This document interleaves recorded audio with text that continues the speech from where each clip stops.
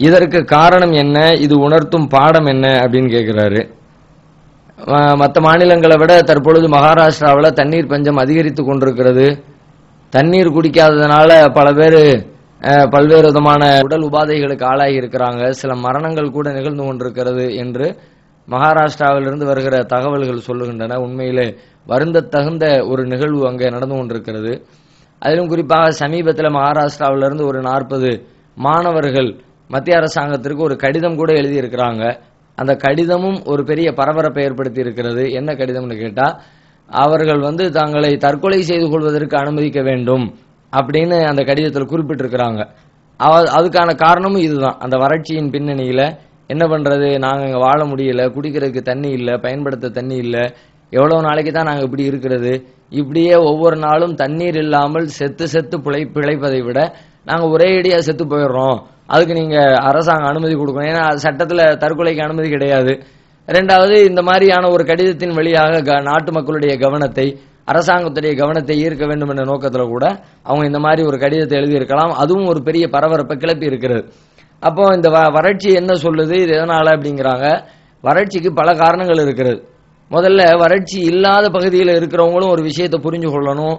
இன்றைக்கு நமக்கு தண்ணீர் நல்ல முறையில் கிடைக்கிறது, மழை பொழிகிறது, நாம இருக்கிற பகுதியில் போர் போட்டா தண்ணீரை எடுத்துக்கொள்ள முடிகிறது என்ன நிலையில நாம இருக்கும் பொழுது சில விஷயங்களை கவனிக்கணும். என்னன்னு கேட்டா, தண்ணீர் இருக்கிறது என்பதற்காக வேண்டி அதை தேவையற்ற முறையில் வீண் விரயம் செய்துவிடக்கூடாது. அந்த மாதிரியான சூழலை இன்னைக்கு அதிகமா பார்க்க முடிகிறது. ஒரு லெட்ரின் டாய்லெட் எடுத்துக்கங்க.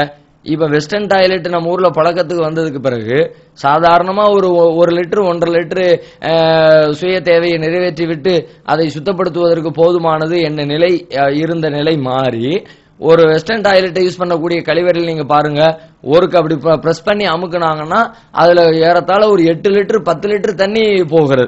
1 லிட்டர் தண்ணீரை சுத்தப்படுத்தலாம் என்று இருக்கிற ஒரு இடத்துல 10 லிட்டர் தண்ணீரை இப்ப வீண் விரயம் செய்யக்கூடிய ஒரு நிலையெல்லாம் மாறிக்கொண்டிருக்கிறது. இதுக்கெல்லாம் ஒவ்வொருவரும் தன்னளவில் ஒரு சுய கட்டுப்பாடை மேற்கொள்ள வேண்டும். எதுக்கு எவ்வளவு தண்ணீர் தேவையோ அவ்வளவு மட்டும்தான் நான் பயன்படுத்துவேன், அதிகபட்சமா நான் பயன்படுத்த மாட்டேன். அதிகபட்சமாக நம்ம இருக்கிறது என்று பயன்படுத்தி விட்டால் இல்லாத நேரத்தில் பெரிய சிரமத்திற்கு நாம் ஆளாக வேண்டிய ஒரு சூழல் வந்துவிடும். இருக்கும் பொழுதே பக்குவமாக நாம நடந்து கொண்டால், நிறைய இருந்தாலும் இதுக்கு இவ்வளவுதான் தேவை. மார்க்கத்துல ரசூலுல்லாஹ் சொல்றாங்க, ஒது செய்யறதை பத்தி சொல்லும் பொழுது 3 தடவைக்கு மேல ஒருத்தர் ஒரு உறுப்பை கழுவினார் என்று சொன்னால் அவர் எல்லை மீறி விட்டார், வரம்பு கடந்து விட்டார், பாவம் செய்து விட்டார் என்ற மாதிரி ரசூலுல்லாஹ் சொல்றாங்க. யாருக்கு, யாரா இருந்த வறட்சி பிடியில இருக்கிறவருக்கு இதுதான் சட்டம். ஒரு கடலுடைய ஓரத்துல உட்கார்ந்து கடல் தண்ணீரை அள்ளி ஒது செய்து கொண்டிருக்கிறவருக்கும் இதான் சட்டம்.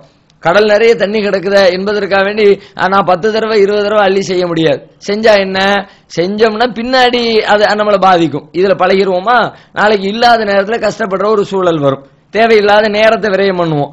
3 தடவைங்கிறது சராசரியா உடம்புல இருக்கிற அழுக்குகளை சுத்தப்படுத்துறதுக்கு போதுமானது. எனவே அதை தாண்டாதீங்கன்னு ஒரு அறிவுரையா சொல்லல. அப்படி தாண்டவர் 3 தடவைக்கு மேல 4 தடவை ஒருத்தர் கழுவுனார் முகத்தை அப்படின்னா அவர் மார்க்கத்தினுடைய வரம்பை மீறிட்டார், எல்லைகளை மீறி விட்டார் அப்படிங்கிற அளவுக்கு ரசூலுல்லாஹ் நம்மளை கடுமையா எச்சரிக்கிறாங்க. அப்போ பொதுவாக தண்ணீர் இருக்கிற பகுதியில் உள்ளவங்களும் அதை கவனத்தில் கொள்ளணும். அந்த தண்ணீர் இல்லாத பகுதி மக்கள் எவ்வளவு கஷ்டப்படுறாங்க, செத்து மடிகிறாங்களே. அப்ப நாம இந்த தண்ணீர் தேவையை செலவை குறைத்துக் கொள்வதன் வழியாக அது ஏதோ ஒரு வழியில் அவங்களுக்கு அது பயன்படும், நமக்கு தெரியாது. அந்த மாதிரியான ஒரு சொந்த கட்டுப்பாடை, சுய கட்டுப்பாடை ஒவ்வொருவரும் மேற்கொள்ள வேண்டும். இது ஒரு கவனிக்க வேண்டிய செய்தி.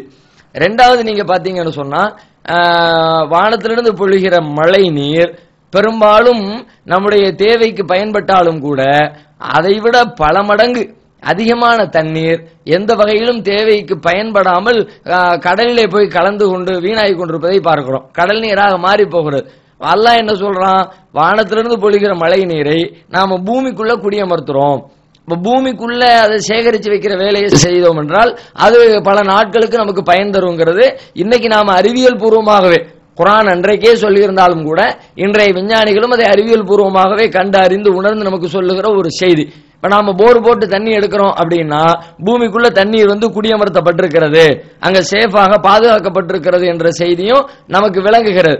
அப்ப அதை கவனத்தில் கொண்டுதான் இந்தியாவிலேயே முன்மாதிரியாக தமிழகத்துல மழைநீர் சேமிப்பு திட்டம் சில வருடங்களுக்கு முன்னால் சிரத்தையோடு கடைபிடிக்கப்பட்டது. எல்லா வீடுகளையும் அது இருந்தே ஆக வேண்டும் அப்படிங்கிற ஒரு திட்டத்தை கூட நடைமுறைப்படுத்தினாங்க. அதையும் நாம கடைபிடிக்கணும். மழை நீரை சேமிச்சு வைக்கிறதுக்குரிய வேலைகள் என்ன, நாம வீடு கட்டுற நேரத்தில் அல்லது கட்டி இருக்கிற வீட்டில் கூட அக்கம் பக்கத்தில் அந்த மழை நீரை கொண்டு போய் பூமிக்குள்ள சேர்த்து வைக்கிற வேலைகளை நாம செஞ்சு ஆகணும். ஏன்னா நாளைக்கு நிலைமை எப்படி இருக்கும்னு தெரியாது. அங்கு மகாராஷ்டிராவில் ஏற்பட்டிருக்கிற ஒரு பஞ்சம், ஒரு வறட்சி நாளைக்கு தமிழ்நாட்டிலையும் தாக்கலாம். அப்ப நாம அதுக்கு ஒரு முன்னேற்பாடான வேலைகளை செய்து வைத்துக் கொள்ள வேண்டும். இது தண்ணீர் இன்றைக்கு போதுமான அளவில் இருக்கிறது என்று சொல்லக்கூடியவர்கள் கவனிக்க வேண்டிய ஒரு செய்தி. அடுத்து நீங்க பாத்தீங்கன்னா மகாராஷ்டிராவுடைய பஞ்சத்தை எடுத்துக்கங்க. அந்த வறட்சியினுடைய பின்னணியில பல காரணங்கள் இருந்தாலும் முக்கியமாக அரசாங்கமும் அதற்கு ஒரு காரணம், அரசுடைய நடவடிக்கைகளும் திட்டங்களும் கூட ஒரு காரணம். எப்படி காரணம் அப்படின்னு நீங்க பார்த்தால், வெளிநாடுகள்ல மேற்கத்திய நாடுகள், முன்னேறிய ஐரோப்பா, அமெரிக்கா மாதிரியான வளர்ந்த நாடுகள்ல ஒரு தொழிற்சாலை அமைக்க வேண்டும் என்று சொன்னால் அதற்கு நிறைய கட்டுப்பாடுகள் வைத்திருக்கிறார்கள். நம்முடைய நாட்டிலேயும் கட்டுப்பாடுகள் இருக்கிறது, ஆனால் அதை நாம கடைபிடிக்கிறது இல்லை, அவர்கள் கடைபிடித்துக் கொண்டிருக்கிறார்கள். என்ன மாதிரி கட்டுப்பாடுகள் அப்படின்னா, தொழிற்சாலைகள்ல இருந்து வரக்கூடிய மாசு, அங்குள்ள கழிவு, அது தண்ணீரை அசுத்தப்படுத்துகிறது. பல நேரங்கள்ல தண்ணீரை உறிஞ்சி பூமியை வறட்சியாக்கி விடுகிறது. அந்த மாதிரி தொழிற்சாலைன்னு வரும்பொழுது அதெல்லாம் கூடவே சேர்ந்து வரும்.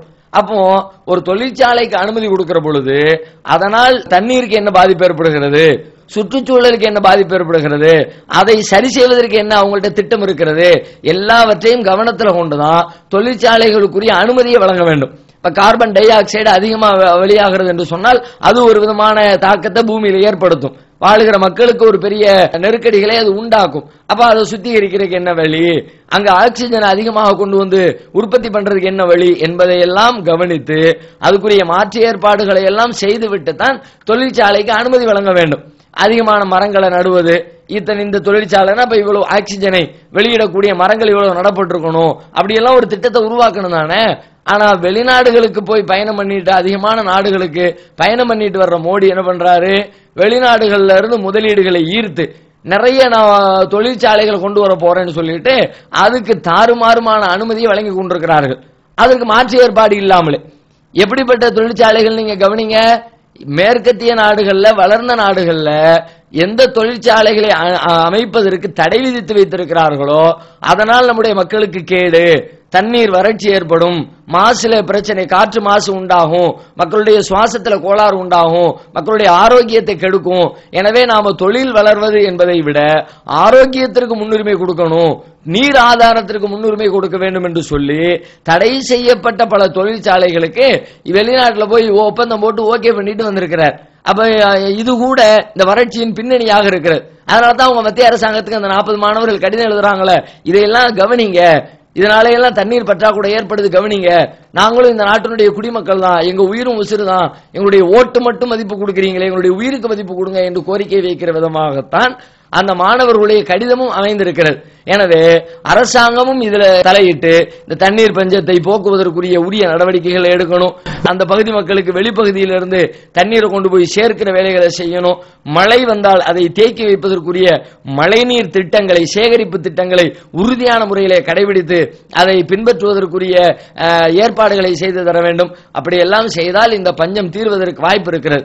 அதை தாண்டி மார்க்க அடிப்படையில் சொல்வதாக இருந்தால், நூஹ் அலைஹிஸ்ஸலாம் அவர்கள் தன்னுடைய சமூகத்திற்கு செய்த பிரச்சாரத்தை திருமறை குர்ஆன்ல அல்லாஹ் சொல்லி காட்டுகிறான். அதிலே அவர்கள் சொல்லுகிறார்கள் தன்னுடைய சமுதாயத்தை பார்த்து, நீங்கள் இறைவனிடத்தில் பாவ மன்னிப்பு தேடுங்கள், பாவ மன்னிப்பு தேடினால் அல்லாஹ் உங்களுக்கு என்னவெல்லாம் செய்வான்றது சொல்லும் பொழுது உங்களுக்கு அல்லாஹ் செல்வத்தை தருவான், அல்லாஹ் உங்களுக்கு நீரை தருவான், மழை நீரை தருவான், வானத்திலிருந்து மழையை பொழிய செய்வான் என்று சொல்லுகிறார்கள்.